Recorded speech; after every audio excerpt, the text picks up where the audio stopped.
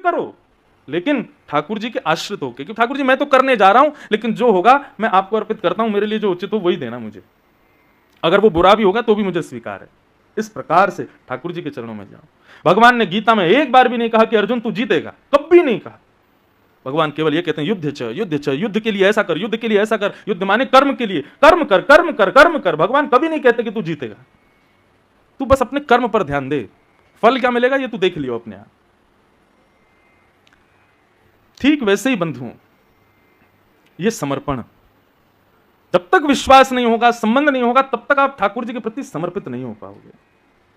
आज ब्रजवासियों का विश्वास दृढ़ हो गया ठाकुर जी पर, और सबने अपने इष्ट के रूप में गोवर्धन नाथ को स्वीकार किया, तो विश्वास भी हो गया, संबंध भी हो गया, और फिर उसके बाद में सब ब्रजवासियों ने आत्मनिवेदन कर दिया, पूर्ण समर्पण कर दिया। तब जब गड़गड़ करके बादलों ने आकर के ब्रजमंडल पर आक्रमण किया, मोटी मोटी बूंद की धारें गिरने लगी, हुआ क्या था, 56 भोग में से कुछ सामग्री नारद जी लेके चले गए, और लेते गए, खाते खाते पहुंच गए इंद्रलोक, और इंद्र से जाकर के बोले, इंद्र जरा हाथ आगे करो। इंद्र ने हाथ आगे किया तो बोले लो मोहन थार खाओ। इंद्र ने मोहन थार खाई, बोले बहुत बढ़िया स्वादिष्ट है महाराज, ब्रास की खुशबू आ रही है इसमें से, और ये कहाँ से लेके आए हो आप? बोले बढ़िया लग रही है। बोले बहुत बढ़िया लग रही है, और खाओगे? बोले हाँ खिलाओ। लो अब तुम ये कलाकंद खाओ। कलाकंद खा ली। बोले बताओ तो सही कहाँ से लाए? बोले बढ़िया लगा ना? बोले हाँ ले पेठा खाओ। खिलाते गए, जब इंद्र बिल्कुल आनंदित हो गया, बोले महाराज बताइए किस हलवाई ने बनाया ये? बोले ब्रजवासियों ने बनाया था।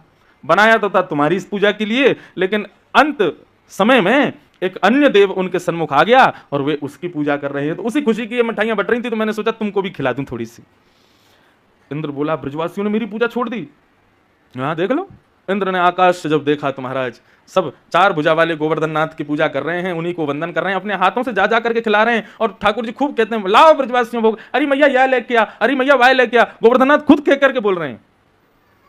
इंद्र बोला इन ब्रजवासियों को पता नहीं है इन्होंने क्या किया है, अब ये जीवित नहीं बचेंगे। सांवर्तक ऋतुओं को आक्रमण करने के लिए भेज दिया। सांवर्तक ऋतु तब आती है जब प्रलय आने वाला होता है। सांवर्तक ऋतु के बारे में श्रीमद् भागवत में लिखा है कि काले बादल इतने काले होते हैं कि वे रात्रि के अंधेरे के समान दिखते हैं। दूसरी बात, जब वो बरसते हैं तो पहले तो गरजने की बताई, बोले उनकी गर्जाहट इतनी तीव्र होती है कि छोटे बालक और अत्यंत वृद्ध लोग तो उसकी गर्जना से ही प्राण त्याग देते हैं। और वर्षा इतनी भयंकर होती है कि एक बूंद हाथी के सूंड के समान होती है जब प्रलयकालीन मेघमालाएं आती हैं, प्रलय से पहले। ऐसे मेघमालाओं को भेज दिया इंद्र ने, जाओ जाकर के ब्रजमंडल पर इतनी वर्षा करना कि पूरा ब्रजमंडल डूब जाए, यमुना और ब्रज में कोई भेद ना रह जाए। ऐसी स्थिति में ब्रजवासियों ने आत्मनिवेदन समर्पण किया। किसको? गिरिराज जी को। सब लोग गिरिराज जी को भोग लगा रहे थे। ग्वाल बाल सब ठाकुर जी की ओर देखें और फिर गिरिराज जी को देखें, फिर ठाकुर जी को देखें, फिर गिरिराज जी को देखें। ठाकुर जी बोले कहा भयो देवता सुंदर है ना? बोले देवता तो लाला सुंदर है, लेकिन नेक नेक तोते शक्ल मिल रही है देवता की। ऐसा लग रहा है जैसे तेरे ही 4 हाथ प्रकट है गए हो, तू ही ऊपर खड़ा हो। अरे लाला सही सही बताइए तेरी शक्ल क्यों मिल रही है यार? ठाकुर जी बोले अरे तू नहीं जाने, मैं अपनी गैया चरावे यही गोवर्धन पर्वत पे आता हूं ना, तो जा गैया को दूध मैंने पियो, वही गैया को दूध ये देवता पीवे, हमारे हम दोनों की शक्ल एक जैसी। श्रीदामा बोलो ये कोई बात ना हो करे। क्यों? अच्छा श्रीदामा एक बात बता, तेरी शक्ल और तेरी बहन की शक्ल मिले कि ना मिले? बोले हाँ मिले तो है। क्यों? क्योंकि तुम दोनों ने एक ही मैया को दूध पियो। बोले हाँ लाला बात तो ठीक है, लेकिन लाला गैया को दूध तो बछड़ा भी पीवे, बाकी शक्ल क्यों ना मिले हमसे? ठाकुर जी बोले अब ज्यादा दिमाग मत लगावे, बस यही हमारे मिले हमारी शक्ल। मतलब आप एक चीज देखना, इतनी बड़ी बड़ी क्रियाएं हो गई ब्रजवासियों को, लेकिन संशय नहीं होता ठाकुर जी पे कि ये भगवान तो नहीं है। और ठाकुर जी इतनी आसानी से सरल भाव में कह देते हो, ब्रजवासी उसी को मान लेते हैं। यही तो प्रेम है। प्रेम में तर्क नहीं होता, प्रेम में वितर्क नहीं होता, कुतर्क नहीं होता, प्रेम में सहज स्वीकार होता है। प्रेमी जो कह दे उस बात का। जहां तर्क जन्म ले लेता है ना, देखो तर्क होना चाहिए, प्रेमी का अधिकार है कि वो तर्क कर सकता है, लेकिन तर्क के बाद में फिर सामंजस्य भी तो होना चाहिए। आजकल हम तर्क तो करते हैं, लेकिन तर्क करने के बाद में हम यह भी सिद्ध करना चाहते हैं कि तुम श्रेष्ठ नहीं हो, चाहे अपने माता पिता के प्रति हो, चाहे अपने बहन बंधुओं के प्रति हो, भाइयों के प्रति हो, अपने प्रियतम के प्रति हो, अपनी प्रियतमा के प्रति हो। हम तर्क तो करते हैं, लेकिन अंत में उत्तर क्या निकलता है? कुछ भी नहीं, वो तर्क फिर आ जाता है। लेकिन प्रेम में कुतर्क तर्क नहीं होता। वे सब ब्रजवासी कहते हैं लाला कह रहे हो तो ऐसे ही होगा, मान जाते।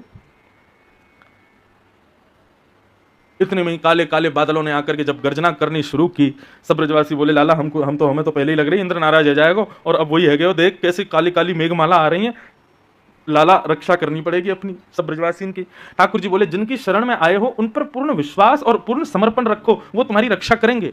अपने विश्वास को इतनी आसानी से खंडित मत होने दो ब्रजवासियों, जिनकी शरण में आए हो उनसे प्रार्थना करो। सब ब्रजवासी गोवर्धन नाथ से प्रार्थना करने लगे, हे गोवर्धन नाथ हम आपकी शरण में हैं, हमारी रक्षा करो। जैसे ही मेघमालाएं गिरने लगी, सब ब्रजवासी आंख बंद करके भीगते जा रहे हैं और गोवर्धन नाथ से प्रार्थना करते जा रहे हैं। इतने में ही एक ब्रजवासी बोलो, अरे अरे देखो देखो जल्दी नेत्र खोल के देखो कहां भयो। और जैसे ही सब ब्रजवासी ने नेत्र खोल करके देखी तो कहां पायो, 7 वर्ष के कृष्ण ने 7 कोस लंबे चौड़े गिरिराज पर्वत को अपने बाम हस्त की इकन्नी उंगली पर धारण कर लिया, और धारण करके त्रिभंग लली है करके ठाकुर जी खड़े हुए हैं। और सब ब्रजवासी से कहने आ जाओ आ जाओ जाओ, सब आकर के यहीं खड़े हैं, जाओ। सब ब्रजवासी दौड़ करके गए, चारों तरफ से ठाकुर जी को घेर लिया, सबने अपने अपने बांस बल्ली ऐसे लगा ली और मानो गिरिराज जी के नीचे एक परत जैसी बना दी हो बल्लियों की। परंतु सब देख रहे हैं ठाकुर जी की उंगली की तरफ। लाखों ब्रजवासी हैं, पूरा ब्रजमंडल था वहां पे। शेषनाग ने आकर के गिरिराज जी की सीमा में आकर के एक बांध बना लिया। सुदर्शन चक्र गिरिराज पर्वत के ऊपर इतनी द्रुत गति से चल रहा है कि ऊपर से गिरने वाला जल दूर की ओर जा रहा है। अगस्त मुनि आए, आकर के एक कोने में बैठ करके बाहर से आने वाले जल को पीते जा रहे हैं, और ठाकुर जी ब्रजवासियों की रक्षा कर रहे हैं। सब ब्रजवासी 4-5 घंटे तक तो मौन रहे, चुप बिल्कुल, और ठाकुर जी को देख रहे हैं। ठाकुर जी मंद मंद मुस्कुरा रहे हैं, कभी यहाँ ग्वाल वालों को देखें, कभी वहां गोपियों को देखें, कभी दूर खड़ी गैयाओं को देखें, और सबको देख करके ठाकुर जी मंद मुस्कुरा रहे हैं। सब ब्रजवासी साहस नहीं कर रहे पूछने का कि भैया ये हुआ क्या है, ये कैसे उठा लियो लाला ने इतना बड़ा पर्वत। कितने वर्ष के हैं? 7 वर्ष के हैं ठाकुर जी। कल जो लाला यहाँ गोवर्धन पर्वत उठा रहे थे उनकी आयु कितनी है? 5। सोचो उनसे 2 साल बड़े। और 7 वर्ष का बालक देखने में कितना नाजुक लगता है, कितना बिल्कुल ऐसा लग सकता है कि कोई विशेष कार्य कर पाएगा, नहीं कर सकता। लेकिन ठाकुर जी खड़े। एक ब्रजवासी बोले सुनो तुम सब चुप क्यों हो? बोले हम हमारे चुप हैं भैया, गिरिराज जी नीचे आ जाएंगे यदि लाला से बात करी तो। बोले क्यों? बोले लाला की नख पे ही तो हैं गिरिराज जी। बोले हाँ लाला की नख पे थोड़े ही है, तो हम सब ब्रजवासी ने ये बांस की डंडा लगा रखे हैं, ये ठाकुर जी यहाँ पे टिके हुए हैं, गोवर्धन नाथ यहाँ पे टिके हुए हैं, लाला ते कहो अपनी उंगली नीचे कर ले।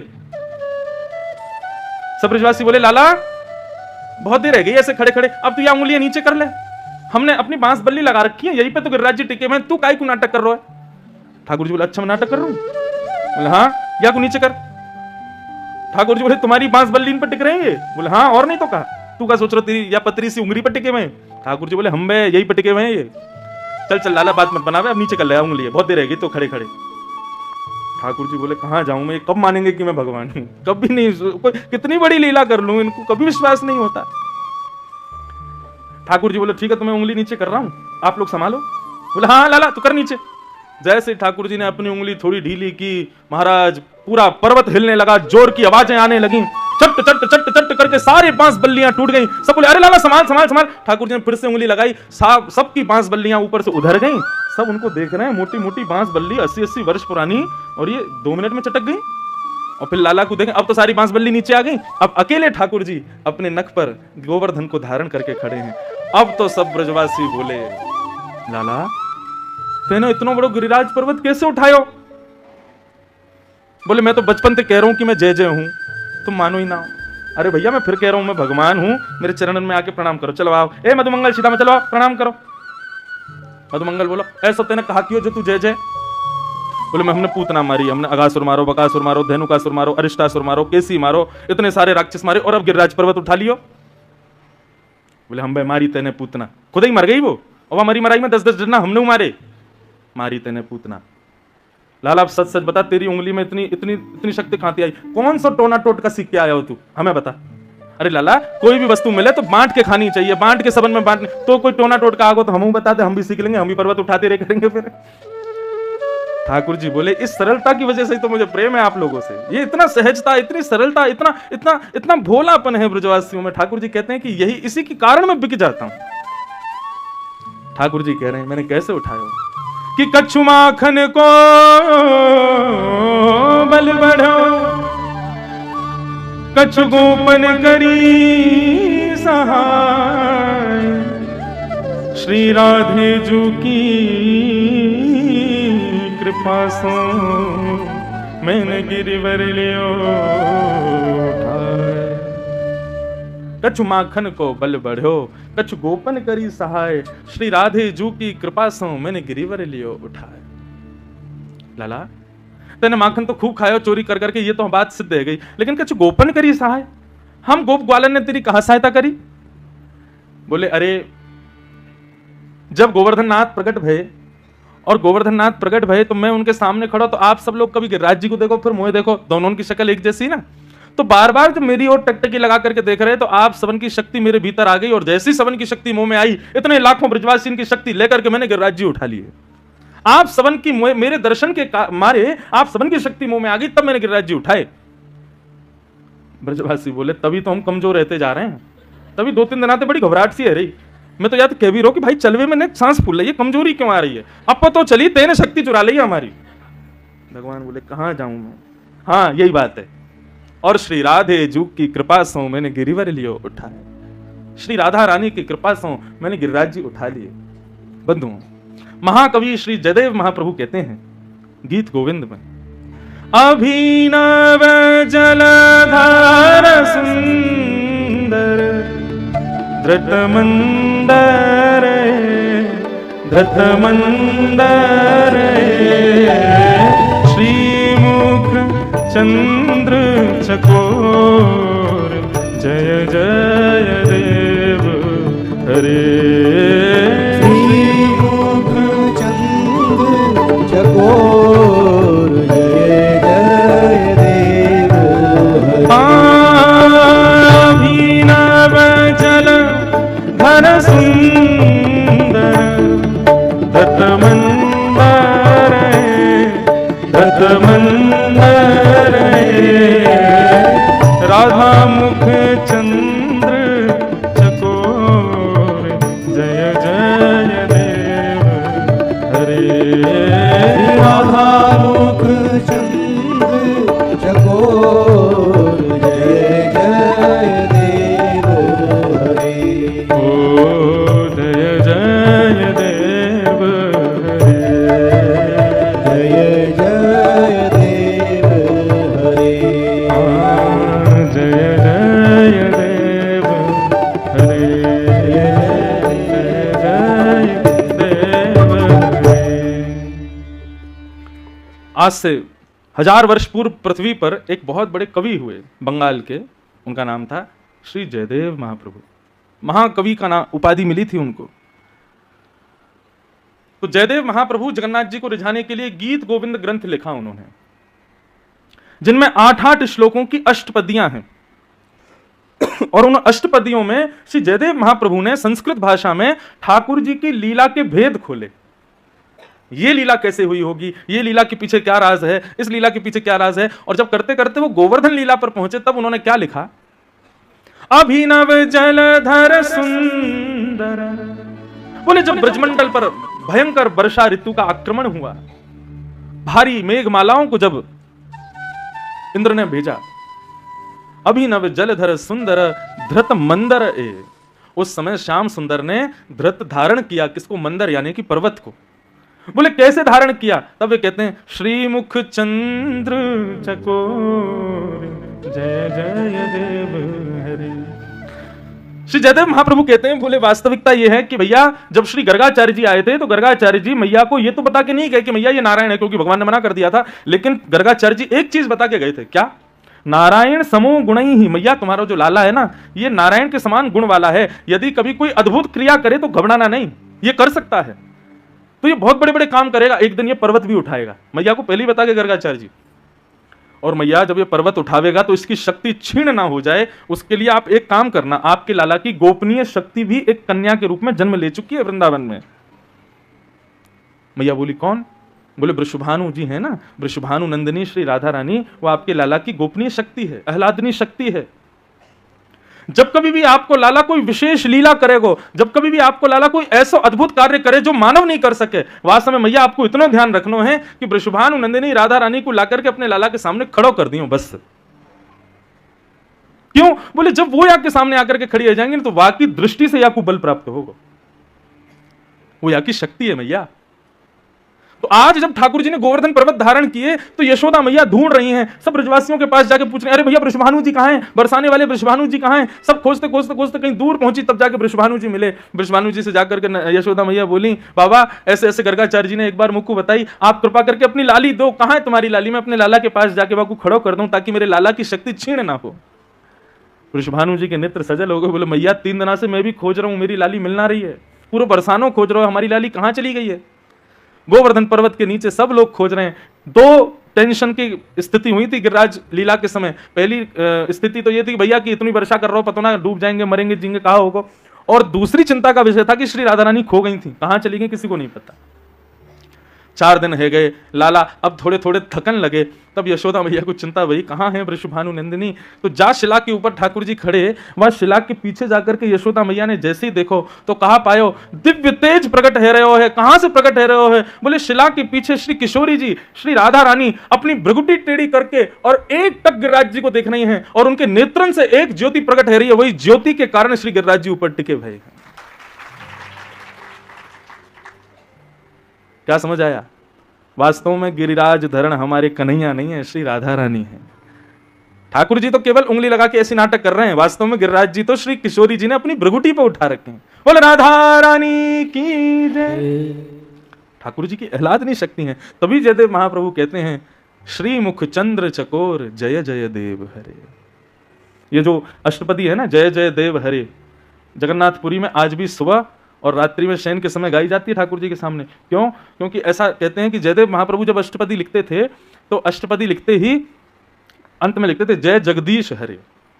परंतु जब अष्टपदी ये वाली जो हम गा रहे हैं, ये जब गाते हुए आए, श्रुत कमला कुछ मंडल धृत मंदर ए, इसका जब गान करते हुए श्री जयदेव महाप्रभु आए तो आधा पद ही हुआ था कि श्री जगन्नाथ महाप्रभु इतने प्रसन्न हो गए, इतने आनंदित हो गए कि अंतिम भाव जय जगदीश हरे गाने से पहले जगन्नाथ जी गाने लगे जय जय देव हरे।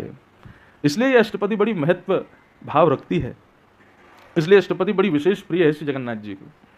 कभी भी जगन्नाथपुरी जाओ, श्री जयदेव महाप्रभु की अष्टपदी कहीं कोने में ही खड़े होके, मंदिर में जगह ना हो, बाहर खड़े होकर, बाहर भी जगह ना हो, समुद्र किनारे जाके जयदेव महाप्रभु की अष्टपदी ठाकुर जी को नित्य सुनाओ, जरूर सुनाओ।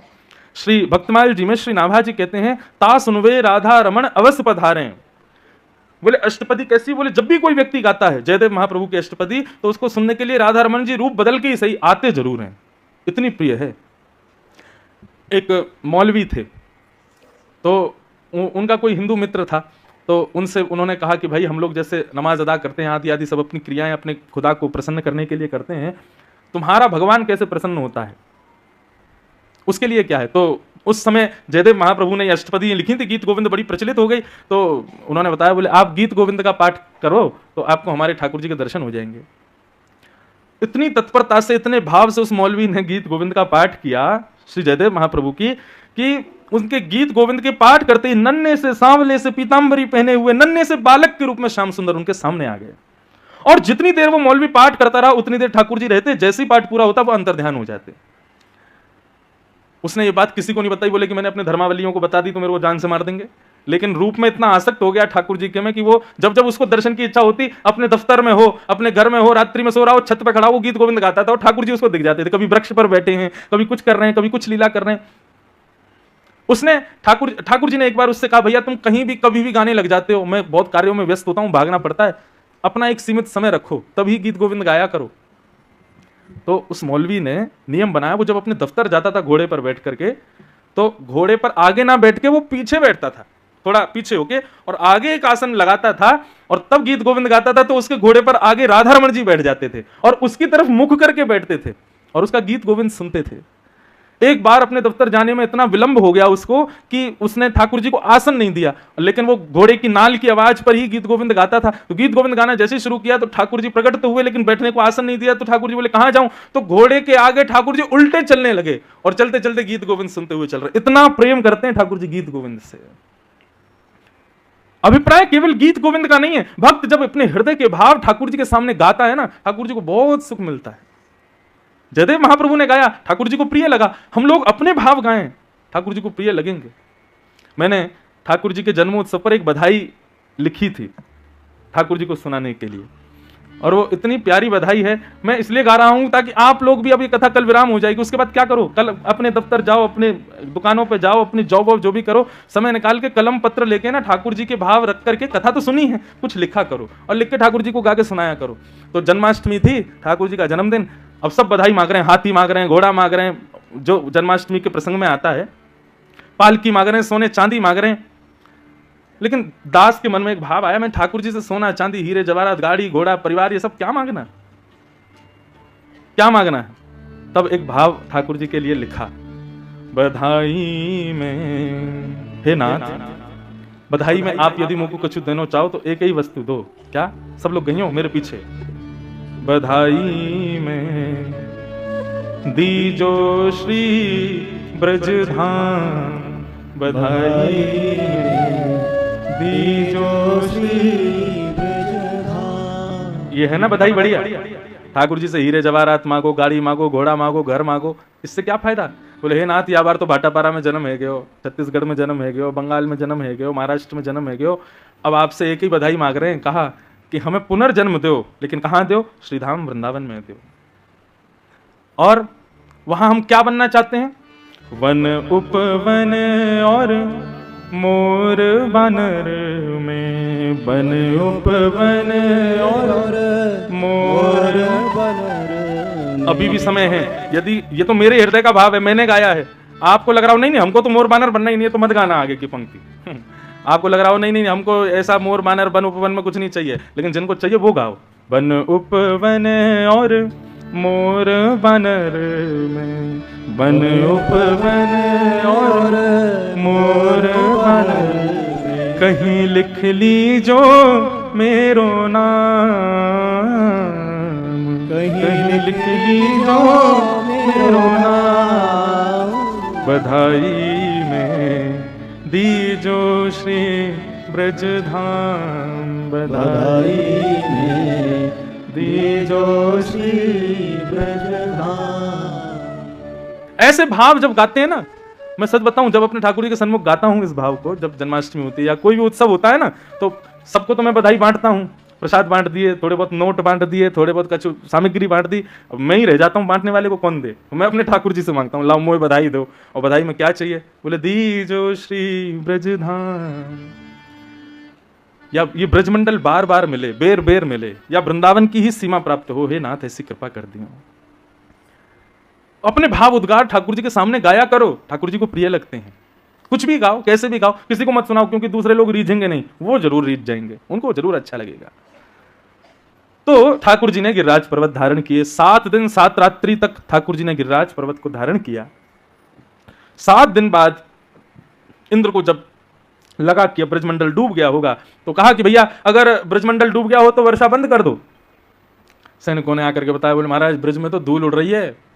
बोले धूल उड़ रही मतलब? बोले खुद ही देखो। जैसे ही ऊपर से इंद्र ने देखा, सुदर्शन चक्र इतनी द्रुत गति से घूम रहे हैं, भगवान गिरिराज पर्वत धारण करके खड़े हैं, शेषनाग ने बाहर बांध बना दिया ताकि पानी भीतर ना आवे, और अगस्त मुनि बैठ करके पूरे जल का पान कर रहे हैं, आदि आदि ये सब व्यवस्थाएं ब्रजमंडल में हो गई। इंद्र बोला राम राम, अब तो मेरी वही गति होगी जो ब्रह्मा की हुई।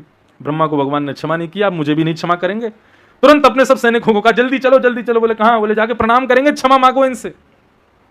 वर्षा जैसे ही बंद हुई, सब ब्रजवासी बाहर आए। ठाकुर जी ने धीरे से गिरिराज पर्वत को यथावत स्थान पर स्थापित किया। श्री कृष्णदास जी का एक पद है, यदि वो पद गाए बिना ठाकुर जी की गिरिराज लीला विराम होगी ना, तो मुझे अच्छा नहीं लगेगा, इसलिए ये पद तो मैं जरूर गाऊं। यह भी एक रास लीला है बंधुओं। देखो कितने सुंदर शब्दों में पिरोया है संपूर्ण गिरिराज लीला को। आप दर्शन करना, शब्द सुनिएगा। कान्हा कुंवर के कर पल्लव पर, मानो गोवर्धन नृत्य करे। कान्हा कुंवर के कर पल्लव पर, मानो गोवर्धन नृत्य करे। समझ में आ रहा है भाव? कृष्णदास जी ऐसा वर्णन कर, श्री नंददास जी का पद है। नंददास जी कह रहे हैं, बोले कान्हा कुंवर के कर पल्लव, कर माने हाथ, पल्लव यानी कि उंगलियों पर, मानो गोवर्धन नृत्य करे। श्री गिरिराज जी नृत्य कर रहे हैं और ठाकुर जी अपनी उंगली पर धारण करके बैठे हैं। ये स्थिति कब की है? बोले जब बहुत दिन तक वर्षा होती रही, ब्रजवासी थक गए, हार गए, कुछ सो गए, कुछ बैठे हैं, कुछ नीचे नजर करके बैठे हैं, लेकिन ठाकुर जी को सुस्ती नहीं आई है। ठाकुर जी तो गिरिराज जी के संग में आनंद कर रहे हैं, उनको रास लीला करा रहे हैं अपनी उंगलियों के ऊपर। तब नंददास जी लिखते हैं, कान्हा कुंवर के कर पल्लव पर मानो गोवर्धन नृत्य करे। कान्हा कुंवर, सब लोग गाओ। पल्लव पर मानो गोवर्धन नृत्य करे। ज्यों ज्यों तान उठत मुरली की, ज्यों ज्यों तान उठत मुरली।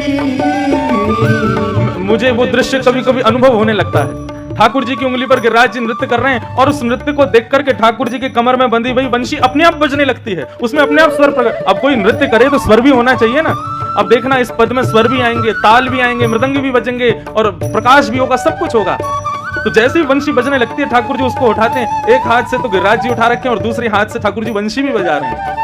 ज्यों ज्यों तान उठत मुरली की, ज्यों ज्यों तान उठत मुरली। तो लालन अधर धरे मानो गोवर्धन नृत्य करे। कान्हा कुंवर के कर पल्लव पर मानो गोवर्धन नृत्य करे। अब वंशी बजने लगी, गिरिराज जी नृत्य कर रहे हैं, तो यह देख करके आकाश के बादल जब गरजते हैं आपस में टकरा करके, तो मानो जैसे वे मृदंग बजा रहे हो, ताल दे रहे हो गिरिराज जी को नाचने के लिए। आकाश के बादलों ने विचार किया, भैया भले इंद्र की आज्ञा मान के वर्षा तो कर रहे हैं, लेकिन नीचे का ये स्वरूप देख करके लग रहा है कि असमय में हमारी गर्जना ना हो, ऐसे समय पर गर्जना करो कि लगे कि ताल बज रही है। और उस ताल पर श्री गिरिराज जी नृत्य कर रहे हैं। आहा, मेघ मृदंगी मृदंग बजावत, मेघ मृदंगी मृदंग बजावे। कामिनी दम के मानो दीप जले, मानो गोवर्धन नृत्य करे। कान्हा कुंवर के कर पल्लव पर मानो गोवर्धन नृत्य करे। मानो गोवर्धन नृत्य करे, मानो गोवर्धन नृत्य करे। ठाकुर जी नृत्य करा रहे हैं श्री गोवर्धन नाथ को। और जैसे ये दृश्य ग्वाल वालों ने दिया तो ग्वाल वाल क्या कर रहे हैं? ग्वाल ताल दैनी को गावे। जैसे ही देखा कि ठाकुर जी के कर पल्लव पर गिरिराज जी नाच रहे हैं, तो ग्वाल वाल भी ताल दे दे करके, कान पे हाथ लगा लगा करके स्वर गा रहे हैं, गिरिराज जी को नृत्य करा रहे हैं। गायन के संग सुर जो भरे। आहा, पीछे कोरस कौन कर रहा है? बोले गैया कोरस कर रही है, वंशी के पीछे पीछे गा रही हैं, स्वर लगा रही हैं। कौन नाच रहे हैं? बोले गोवर्धन नाथ नाच रहे हैं। और यह दृश्य देख करके देत